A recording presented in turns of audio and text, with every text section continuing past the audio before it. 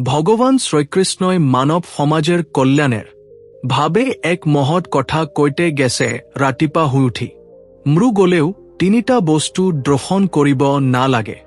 এই তিনিটা বস্তু দ্ৰোহণে আপোনাৰ জীৱনলৈ ভয়ানক বিপদ মাতিয়া নিব পাৰে। গতিকে যেতি আপুনি ৰাতিপুৱা শুই উঠিব ভুলতি যাতে এই তিনিটা বস্তুত আপোনাৰ চকুন পৰে তাৰ ভাবে আপুনি ধ্যান দিব। বিপৰীতে তিনিটা বস্তু যদি আপুনি ৰাতিপুৱা শুই উঠে দ্ৰোহণ ক্ৰেতে আপোনাৰ গোটেই দিনটো ভালো হোৱাৰ লগতে ভৱিষ্যত জীৱনো মংগলময় হ'ব। কোন তিনিটা বস্তুৰ দ্ৰোহণে মানুহৰ জীৱন সাৰখাৰ কৰি ফেলায় আৰু কোন তিনিটা বস্তুৰ দ্ৰোহণে মানুহ উন্নতি সফলতাৰ দিকে লৈ যায় হেয়া জানিব পাৰিব আজিৰ আমাৰ এই ভিডিঅ'ত। নমস্কাৰ প্ৰিয় দৰ্শক, আমাৰ সেকেণ্ড চেনেল পজিটিভ 5 আনটা নতুন ভিডিঅ' লৈ আপোনাৰ সকলোকে স্বাগতম জনাইছো। ৰাতিপুৱা শুই তিনিটা বস্তু কেয়া দ্ৰোহণ কৰিব ভগৱান শ্ৰীকৃষ্ণ কৈছে যে মানুহে ৰাতিপুৱা তিনিটা বস্তুৰ দ্ৰোহণ কৰে সেই মানুহৰ এই জীৱন সাৰখাৰ হয় যায়। যদি আপুনিও আপোনাৰ জীৱনটো গঢ়িব বিচাৰিছে, যদি আপুনিও আপোনাৰ জীৱনটো ধ্বংস কৰিব বিচৰা নাই, তিনি বস্তু দ্ৰোহণেৰ পৰা আৰু আন তিনিটা বস্তু দ্ৰোহণ কৰিলে আপুনি জীৱনত সফলতাৰ মুখ দেখিব পাৰিব। ভিডিঅ'টি মন দিব। এই ভিডিঅ'টি প্ৰতিক্ৰিয়াই আপোনাৰ ভাবে কাম ৰাহিব। কথাখানি জানাৰ পূৰ্বে আপুনি যদি আমাৰ চেনেলটি নতুন তেন অনুগ্ৰহ কৰি চেনেলটি সাবস্ক্ৰাইব কৰে দিব আৰু আপোনাৰ জীৱন মংগলময় হোৱাৰ কামনাৰে ভগৱানৰ নাম কমেণ্ট লিখিবই একেবাৰে না পাহৰিব। আমি আগ্ৰহ বহু ভিডিঅ'তেই কৈছো পিয়াৰ বাতাবৰণে একেবাৰে বিশুদ্ধ পিয়াৰ বাতাবৰণ একেবাৰে নিৰ্মল আৰু পবিত্ৰ পিয়াৰ বাতাবৰণতে এক যোগাত্মক হক নিহিত হৈ থাকে। এই যোগাত্মক হক মানুহকে আশ্ৰিত শক্তি দিয়ে যে শক্তি লৈয়ে মানুহে সফলতাৰ দিকে আগে যাব পাৰে, মনে বিচৰা সকল লাভ কৰিব পাৰে। সেইভাৱেই এই নিৰ্মল বাতাবৰণ যে সকল উঠে তেওঁলোকে জীৱনত যথেষ্ট সফল হ'বলৈ সক্ষম হয়। যেন মানুহেই পিয়া সোনকালে বিচনা ত্যাগ কৰে, সেইজ মানুহেই সৰ্বোত্তম প্ৰাপ্তি লাভ কৰে। আৰু ভগৱান শ্ৰীকৃষ্ণও এই ব্ৰহ্ম মুহূৰ্তৰ সময়খিনি বিচনা ত্যাগ কৰাৰ বাবে উত্তম সময় বুলি অভিহিত কৰিছে। কিয়া হয় ব্ৰহ্ম মুহূৰ্ত যে বিচনাখন ত্যাগ কৰিব পাৰে, সেইজ মানুহে জীৱনত সফলতাৰ মুখ দেখে। তেওঁৰ জীৱন কেও অধিকতিৰ দিকে আগনা বাঢ়ে, তেওঁ কেতু জীৱনত পিছলি হাবল গিয়া হয়, তেওঁ কেতু জীৱনত বিত্থন হয়। সেইভাৱে কথাখানি জনাৰ পূৰ্বে আপোনাক কৈত সদায় হিনকালে উঠিবলৈ চেষ্টা কৰিব। প্ৰতিজন মানুহে কামনা কৰে তেওঁ আৰ্থিক অভাৱ অনাটন ন সুখ। প্ৰতিজন মানুহে কামনা কৰে তে বাকচটো যাতে ধনেৰে ভৰু পৰে। প্ৰতিজন মানুহে কামনা কৰে তেওঁ পকেট লৈৰা পাৰস্তুত যাতে হয় টকা থাকে। প্ৰতিজন মানুহে কামনা কৰে যাতে মা লক্ষ্মী হাইৰে লগত থাকে আৰু মা লক্ষ্মীৰ কৃপা যাতে তেওঁ সদায় লাভ কৰিব পাৰে। আত্মীয়জন পৰিয়াল লোক যাতে সদায় হিকত থাকে, বিপদবিহীন নহিয়া কৈ থাকে আৰু আৰ্থিক সংকটবিহীন ভাৱে থাকে। ইয়াৰ ভাৱে আমাৰ শাস্ত্ৰে এনে কিছুমান উপায়ৰ কথা কৈছে, জীৱৰ উপায় অৱলম্বন কৰি এই সকল আমি পাবল সক্ষম হম। আৰু প্ৰতিজন মনুষ্য এই উপায় ৰাতি পুৱা হৈ উঠাৰ সময় কৰিব লাগে। এনে কিছুমান বস্তু আছে যিবিৰ পিয়াৰ সময় দ্ৰোহণ কৰিলে যথেষ্ট সুফল লাভ কৰিব পাৰি, আৰু এনে কিছুমান বস্তু আছে যিবিৰ যদি আপুনি পিয়াৰ ভাগত দ্ৰোহণ কৰে তেন আপোনাৰ জীৱন সাৰখাৰ হয়া খাটাং। কেমান বস্তু ৰাতি দ্ৰোহণ কৰিলে আপোনাৰ জীৱনেৰ দুৰ্ভাগ্য আহিব এতে আমি আপোনাৰ কম কোন কেটা বস্তু আপুনি পিয়াৰ ভাগত দ্ৰোহণ কৰা উচিত আৰু কোন কেটা বস্তু আপুনি পিয়াৰ ভাগত মুঠেও দ্ৰোহণ কৰা অনুচিত। ৰাতি পিয়াটি যাৰ ভালো হয় সমগ্ৰ দিন তুই তাৰ ভাবে ভালো হয়। গতিকে খুব কামেৰে প্ৰথম পিয়াটি আৰম্ভ কৰা উচিত। তাৰ ভাবে আপুনি দিয়াৰ মুখত তাম্ৰ পাত্ৰ অলপ পানী ৰাখিব। পানী মানে তাম্ৰ পাত্ৰটি ভৰ্পিৰকৈ ৰাখিব। ৰাতি যেতি আপুনি দিয়াৰখন খুলিব প্ৰথমে সেই তাম্ৰ পাত্ৰটি আপুনি ৰাখিব তাম্ৰ পাত্ৰ। পানী ৰাখিলে কি হয়, আমাৰ বাতাবৰণৰ যে পজিটিভ এনাৰ্জি আছে, এই পজিটিভ এনাৰ্জিহে তাম্ৰ পাত্ৰ থকা পানী কিনে আকৰ্ষণ কৰি ল'ব পাৰে। যদি ঘৰখনত আপুনি যোগাত্মক এক পজিটিভ বাতাবৰণ বিৰাজ কৰে ৰাখিব বিচাৰিছে, তাতে খৰাই আপুনি ঘৰৰ দিয়াৰ মুখত হওয়াৰ পূৰ্বে একোটা তামাৰ পাত্ৰতে ঘটি পানী ৰাখক।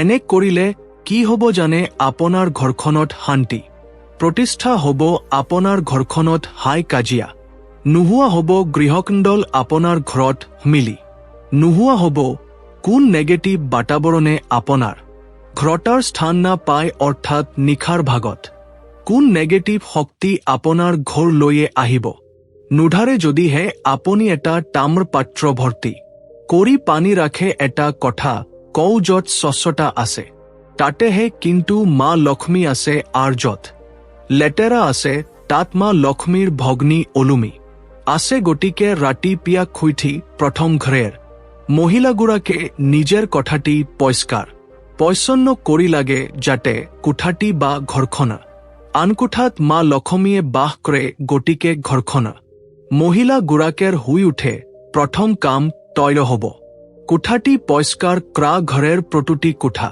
আফ সিকুণ কৰাৰ পিছত ঘৰৰ হোটাল ঘৰৰ শৌচ একেবাৰে আফুকিন কৰিব না পাহাৰবু পাক। ঘৰটি আপুনি যেটা পৰিষ্কাৰ কৰিব তা খাই মন্দুৰ জ্ঞান কৰি পৰিষ্কাৰ কৰিব মন্দুৰ। যেনে ধত আপুনি আফকিন কৰে ঠিক তেনে আপুনি আপোনাৰ ঘৰৰ পাক ঘৰটি পৰিষ্কাৰ কৰিব। তেয়া মা অন্নপূৰ্ণা আপোনাৰ লগতেই থাকিব, আৰু পাৰিলে ঘৰখনৰ মজিয়াত আপুনি স্বস্তিক আক স্বস্তিক মা লক্ষ্মীৰ অতিপ্ৰিয় মা লক্ষ্মী প্ৰসন্ন কৰিবলৈ ঘৰৰ মজিয়াত স্বস্তিক অংকন ক্ৰাতি খুবই প্ৰয়ত্ন। যেখন ঘৰৰ মূল দিয়াৰ মুখত স্বস্তিক থাকে সেইখন ঘৰত মা লক্ষ্মী প্ৰৱেশ কৰে, সেইখন ঘৰৰ পিৰামা লক্ষ্মী হেনি কেয়াও আঁতৰো না যায়। ঘৰৰ মূল দিয়াৰত স্বস্তিকৰ চিহ্ন ৰাখিব খুবই ভালো। মা লক্ষ্মী এই চিহ্নৰ প্ৰতি যথেষ্ট আকৰ্ষিত হয়। ৰাতিপুৱা শুই উঠিয়ে হাতৰ তলিয়াত দৰ্শন কৰিব লাগে। হাতেৰ তলিয়াত মা লক্ষ্মী থাকে, মা সৰস্বতী থাকে, আৰু ভগৱান নাৰায়ণ থাকে। যে ৰাতিপুৱা শুই উঠে ভগৱান নাৰায়ণ, মা লক্ষ্মী আৰু মা সৰস্বতীৰ দৰ্শন কৰি দিনটাৰ আৰম্ভণি কৰিব। তাৰ যেন কিবা বেয়া হ'ব পাৰে, সেইজ মানুহ দিন ব্যৰ্থ হোৱাৰ চান্স আছে জানো কেতেও নাই। ভগৱানৰ মুখ দৰ্শন কৰি যে জন্ম মানুহ সেইদিন আৰম্ভণ কৰিব লগ কেৱল ভালোই ভালো হ'ব। গতি দিনীৰ আৰম্ভণিৰ পূৰ্বে চুখ মেলিয়ে হাতৰ তলি এখন দ্ৰখন গৰুহে আপুনি ধৌত্ৰী ভৰিখব। এনে কৈ যে দিন আৰম্ভণি কৰে কেও সফলতাৰ ক্ষেত্ৰ পৃথিৱীৰ কোন হক দিয়ে বাধা ৰাখি বনোৱাৰে ঘৰত। যদি আপোনাৰ জ্যেষ্ঠ জন্ম আছে, পিতৃমাতৃ বা অন্যান্য যদি কোন বা জ্যেষ্ঠ লোক আছে, তে শুই উঠি স্নান আদি কৰাৰ পিছ কৰিবলৈ একেবাৰে নাপা ধ্ৰুৱ জীৱনত সফলতা লাভৰ বাবে জ্যেষ্ঠজনৰ আশীৰ্বাদ লোধাতেও খুবই দৰকাৰ। জ্যেষ্ঠজনৰ আশীৰ্বাদ ললে আপুনি সংস্কাৰী হ'ব। আপোনাৰ সংস্কাৰ দেখি আন দুজন আৰু সংস্কাৰী হ'ব, কাৰণ জ্যেষ্ঠজনৰ আশীৰ্বাদ বাটে লোকৰ স্মৰণ ধুলি আপুনি হিৰত তুলি ললে কেয়াও আপুনি হয়ে না যায়, বৰঞ্চ তেওঁ লোকৰ আশীৰ্বাদত আপুনি সফলতাৰ দিকে আগাই পাৰিগু। মহিলা সকলে ক্ষুধা নিজৰ খুহিৰ বা হাঁহিক হেউদা হিতসফা কৰাৰ পিছনেহে দিনীৰ অন্যান্য কাম কাজত ব্যস্ত হ'ব লাগে। আৰু পাক ঘৰত যেতি আপুনি ঘিমাবু মন্দুৰত যেনে ধত ঘিমাৰ তেনে ধত আপুনি পাক ঘৰত ঘিমাবু চেষ্টা কৰিবু শক্তিৰেহে আপুনি অন্যমুখে ৰাধি দিব। যুত ভক্তি থাকিব, যুত পৰিষ্কাৰ পৰিচ্ছন্নতা থাকিব, তাতেই বুদ্ধি শুদ্ধ হ'ব। পৰিষ্কাৰ পৰিচ্ছন্নতাইহে আপোনাৰ মন মস্তিষ্ক পবিত্ৰ কৰি ৰাখিব। আৰু অন্য ৰন্ধাৰ পিছত ভগৱানক ভোগ অৰ্পণ কৰিব। এভাগ গোমাতাক দান কৰিব। ভগৱানক ভোগ অৰ্পণ কৰি ভগৱানক অৰ্পণ কৰা ভোগ আপুনি বাকী ৰন্ধা খাদ্যৰ সৈতে মেহলি ক্ৰে দিব তে কি হ'ব জানে সেইখানি প্ৰহায়ত পৰ্ণত হ'ব আৰু প্ৰহায় যেতি আপুনি গ্ৰহণ কৰিব তেটো আপুনি মহাফল লাভ কৰিব আৰু মনত ৰাখিব ভগৱানক অৰ্পণ কৰা ভোগ যাতে সম্পূৰ্ণ সাত্বিক হয় আৰু গোমাঠা কেও অন্ন দান কৰিব বলে কোন জানেনে ভাগ যদি আপুনি গোমাতাক প্ৰতিদিনী অন্ন দান কৰিব পাৰে টানতে ঘৰত ক্ষুধাই হিক শান্তি বিৰাজমান হৈ থাকিব এখানে হৈছে ৰাতিপুৱা উঠিয়ে আপুনি দ্ৰোহণ কৰিবল গিয়া বা কৰিবল গিয়া কাম কিন্তু আটাক ডাংগাৰ কথা তু হৈছে ৰাতিপুৱা হয়ে উঠি কোনবোৰ কাম কৰিব নালাগে কোন বোৰ কাম কৰিলে জীৱন ঠানবান হয় যাওয়াৰ আহকা থাকে মন দিয়ে কেৱল আপুনি হিনি যাব ৰাতি হৈ উঠি আপুনি যেতিয়া ঘৰৰ মূল দিয়াৰ মুখ লৈ যাব দিয়াৰখন যেতি আপুনি খুলি দিব এটই মনত ৰাখিব যাতে প্ৰথমবাৰ আপুনি আপোনাৰ ঘৰৰ সন্মুখেৰ ফালে চাওঁতেও কোন লেতেৰা আৱৰ্জনা বা ক্ৰপইবে আপোনাৰ দৃষ্টিৰ নৰে তাৰ ভাবে নিশা হিবলাৰ পূৰ্বে সকল পৰিষ্কাৰ পৰিচ্ছন্ন কৰি সিকুন কৰি ঠিকঠাক কৰিহে আপুনি হিবল যাওয়া উচিত নহলে ৰাতি পুয়া দিয়াৰখন খুলিয়ে যদি আপোনাৰ সুখকৈৰ পইবেদ পথ তেনতে আপোনাৰ সমগ্ৰ মন মগজু নেগেটিভ হয় পৰাৰ আহমকা আছে কিয়া হয় এনে ধৰণৰ লেতেৰা পইবেগ যদি আপুনি হুই উঠিয়ে দেখা পায় তেন জীৱন লৈ দুৰ্ভাগ্য নামুয়ে আহে আৰু একতা কথা ঘৰেৰ সন্মুখন যদি আপুনি লেতেৰা ক্ৰে ৰাখে ঘৰেৰ হোটালখন যদি আপুনি কদ্ৰ ক্ৰে ৰাখে মূল দিয়াৰ মিখন যদি আপুনি অপৰিষ্কাৰ ক্ৰে ৰাখে টানতে আপোনাৰ ঘৰত বাস্তিৰূপ ঘৰ উৎপন্ন হ'ব পাৰে বহুতৰে ঘৰত হিংস্ৰ জীৱ-জন্তুৰ ফটো থাকে ছবি থাকে বা অশ্লীল ফটো থাকে ৰাতি পুয়া হৈ উঠিয়ে যাতে আপোনাৰ দৃষ্টি সেই বৰত নপৰে তাৰ ভাবে আপুনি ব্যৱস্থা কৰি লবলেটা কথাটো সকলে জানি ৰাতি পুয়া হৈ উঠিয়ে যাতে কোনো প্ৰথমে আইনা খণ্ডন দ্ৰোখন নকৰে কাৰণ ৰাতি পুয়া হৈ উঠে আয়না চুয়াটি একেবাৰে অনুফিল ৰাতি পুয়া হৈয়ে উঠে আইনা চালে নেগেটিভ ভক্তেৰ সৃষ্টি হয় ৰাতি পুয়া হৈয়ে উঠে জুমান হে আদনা দ্ৰোপণ ক্ৰে যাৰ দৃষ্টি প্ৰথম আইনাখনত পদ তেৰ জীৱন লৈ দুৰ্ভাগ্য আহে বুলি কিয়া হয় গতিকে হুধানি কোঠাত আইনা এখন এনেক স্থানত ৰাখিব যাতে হুই উঠি আপুনি আইনাখন দ্ৰোখন নকৰে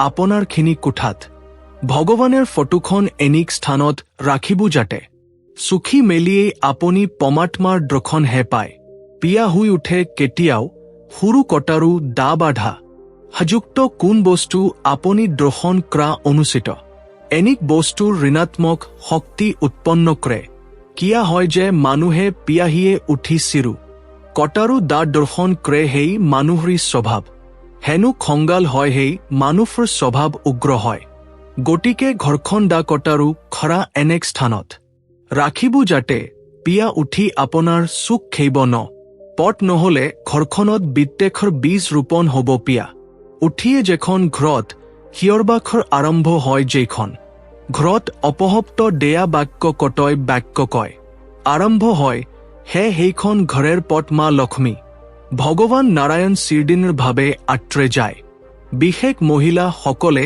এই কথাটি ধ্যান দিব লাগে যাতে পিয়া হৈ উঠিয়ে ঘৰখনত এক ভক্তিভাৱৰ হে সৃষ্টি হয় তাৰ প্ৰতি ঘৰখনা মহিলাগাৰা কি নজৰ দিয়া উচিত গতিকে আজিৰ পোৱা আপুনি ঘৰখনত কাকি ৰাতিপিয়াৰ ভাগত শুদ্ৰ বাখ্ৰক্ৰে নামাটি কাকি গালুগালাজ নকৰিব যদি এনে কিয়াক্ৰে আপোনাৰ ঘৰখন লৈ কিন্তু অহনি সংকেৰ হে নামি আহিব জীৱনেৰ দুখ কষ্ট নোহোৱাকৈ যদি সফল হব বিচাৰিছে আগাবু বিচাৰিছে আৰ্থিক অনাটনেৰ সন্মুখীন নহিয়া কৈ যদি জীৱন্ত চলায়ে নিব বিচাৰিছে তেন আমাকে হাফৰ দিয়া সিদ্ধান্ত বৰ মানি চলিব লাগিব পিয়া হৈ উঠে আপুনি ভগৱানক ধন্যবাদ দিও হে ঈশ্বৰ তুমি মুখ যেই ৰাখিলা তুমি মুখে এটা নতুন পিয়া উপহাৰ তোমাকে হটকটয় ধন্যবাদ প্ৰভু তুমি মোৰ যে ইমান কৃপা কৰি তাৰ ভাবে মই তোমাৰ হিৰণী ইমান অপৰাধ ক্ৰেছো ইমান দুখ ক্ৰেছো তাৰ পিছ তুমি মোক হিকলমে ৰাখি হিকলমে তুমি মোক হেকটা সুন্দৰ পিয়া উপহাৰ দিছো তাৰ ভাবে তোমাক ধন্যবাদ জানাইছো প্ৰভু এনে ৰাতিয়া ভগৱানক আপুনি ধন্যবাদ দিয়া আৰম্ভ ক্ৰু এই ধন্যবাদ পম প্ৰাপ্তি আছে এই ধন্যবাদ দিয়া আপুনি আপোনাৰ জীৱনেৰ সুখেই হিক হব আৰু একটা কথা ৰাতি আপুনি ভগৱান আৰু একটা কথা কবহে প্ৰভু তোমাৰ কৃপা তোমাৰ কৰিনাৰ পোৱা মুখ যাতে কোনদিন বঞ্চিত না ক্ৰা তোমাৰ অভয় স্মৰণ যাতে মুখ হাই ঠাই দিয়া তাৰ ভাবে মই তোমাকে প্ৰাৰ্থনা জানাইছো প্ৰভু আজদিন তুমি এনে পথেৰ মুখ লৈ যাবা যে পথ কেৱল পবিত্ৰতা আছে যে পথ কেৱল কপটতা নাই যে পথ কেৱল তুমি আছো পথাৰে গলে মই কেৱল তোমাৰ দ্ৰখন পাও এই পথাৰেহে তুমি মুখ আগুধাই নিবা প্ৰভু এনে কৈ ভগৱান কিয়াতি খুবেই জৰুৰী এনে কৈ ভগৱান কলে দিনটিত কেয়াও আপুনি বিপদ বিঘুণেৰ সন্মুখীন নদ যেটিত আপুনি ধৌত্ৰী মাৰ পথ আপোনাৰ বৃখন থপাইক প্ৰাম জানাবো হে ধৌত্ৰী আই মদ তোমাৰ স্মৰণত বহুত অপৰাধ কৰিছো মদ তোমাৰ উপত মোৰ শ্ৰণ থব লৈয়া ওলাইছো তুমি মুখ ক্ষমা কৰিবা তোমাৰ উপ ইমান অত্যাচাৰ ক্ৰেছো কিন্তু তথাপি তুমি নিৰ্বে সহ্য কৰি আজিও তুমি মুখ আন্দোৰে ধত মাফ কৰিবা এই বলি কৈহে আপুনি পৃথিৱীত আপোনাৰ ভৃখন থুয়া উচিত ৰাতি হৈ উঠি ঘৰেৰ দিয়াৰ খিৰকু সকল খিলে দিব সূৰ্যৰ প্ৰথম কিৰণে যাতে আপোনাৰ ঘৰখন পজিটিভ বাতাবৰণ বিদ পাই দিব পাৰে এক যাতে দিব্য শক্তি আপোনাৰ ঘৰত বিৰাজমান হয় যায় তাৰ ভাবে দিয়াৰ খুলি দিব হীৰ্যদেৱ কিৰণে আপোনাৰ ঘৰখন যেনে কৈ পোহৰাই তুলিব ভৱিষ্যতেও তেনেকৈ আপোনাৰ ঘৰখন পোহৰ হয় থাকিব ৰাতিপুৱা হৈ উঠি এই নিয়ম যদি আপুনি মানি চলা আৰম্ভ কৰে নিশ্চিতভাৱে খুব কম দিনেৰ ভিতৰে আপুনি ক্ৰা কল পাই যাব কে আপুনি নিজেই অনুমান কৰিব পাৰিব আৰু তাৰ পিছনে আপুনি মোক কমেণ্ট কৰে জানাবো বাধ্য হ'ব আশা কৰি ভিডিওটি আপোনাৰ উপকাৰ হাৰণ কৰিছে যদি ভাবিছে 10 জনেৰ উপকাৰ হাৰণ কৰিতে আপনজনেৰ মাজত এই ভিডিও শেয়াৰ কৰে দিলা দিওক ভগৱানে আপোনাৰ মংগল ক্ৰক ধন্যবাদ।